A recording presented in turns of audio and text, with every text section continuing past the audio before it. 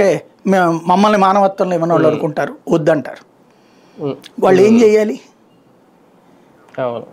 ఇక మిగతా వాడికి 10 రూపాయలు ఇస్తే వీళ్ళకి 5 రూపాయలు ఇస్తారు. నీది అట్లుంది కదా కాలని చెప్తారు. అక్కడేం సమాజంలో మానవత్వం ఉండదు, మార్కెటింగే ఉంటుంది.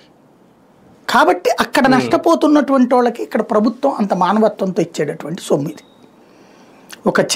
ఒక మనిషికి డెఫ్ అండ్ డంబ్ ఉంటారు, వాళ్ళకి సంబంధించి యాక్చువల్గా శారీరకంగా బాగానే ఉంటారు, కానీ వినబడకపోవడం వల్ల మాట రాదు. మనకి మిగతా వాళ్ళతో మాట్లాడుతుంటాం కాబట్టి మాట వస్తుంది, వింటున్నాం కాబట్టి. అదే డెఫ్ అండ్ డంబ్లో వాళ్ళకి చెవిలో వినబడదు కాబట్టి ఏం మాట్లాడాలో తెలియదు, వాళ్ళకి తెలియదు కాబట్టి మాట్లాడలేదు.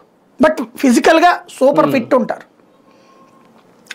వాళ్ళకి నువ్వు ఆరోగ్యంగా ఉన్నారు కదా 40% కాదు కదా అంటే ఎట్లాగా? సరే అట్లా తీసేరలేదు నాది, నేను అంటున్నది అది ఫిజికల్ ఆస్పెక్ట్లో అయితే ఇది ఉంటుంది. ఇక్కడ నీకు చేతనైతే వికలాంగుల విషయంలో,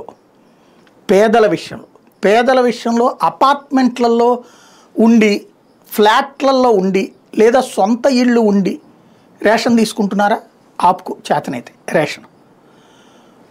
వాళ్ళకి సంబంధించిన దాంట్లో కూడా మామూలు పెన్షన్ ఇస్తున్నావా, తీసేయి, తప్పులేదు. వికలాంగుల విషయంలో ఆ పని చేయకూడదు. నేను చెప్పినట్టు వాళ్ళకి 10% ఉన్నా 20% ఉన్నా ఆ కారణంగా వాళ్ళు ఉపాధి ఉద్యోగ అవకాశాలు కోల్పోతుంటారు. ఇప్పుడు ఈ చెయ్యట్లుంది కాబట్టి నాకు సర్టిఫికెట్ ఇయ్యరు.